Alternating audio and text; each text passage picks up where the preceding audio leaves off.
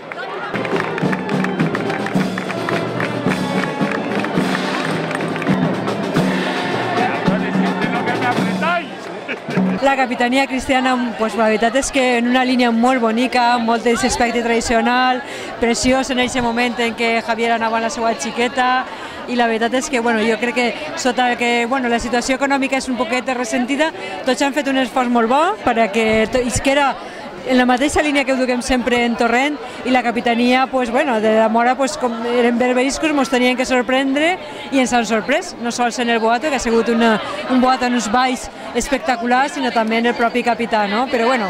He fet el mateix que feia tots els anys. He eixit de les meues xiques, en les xiques de la fila de les dames de la Regina Violant d'Hongria, i després m'he anat a canviar-me corregent i m'he vingut a veure tota l'alferesia mora i la capitania mora, i la capitania cristiana l'he vist encara vestida.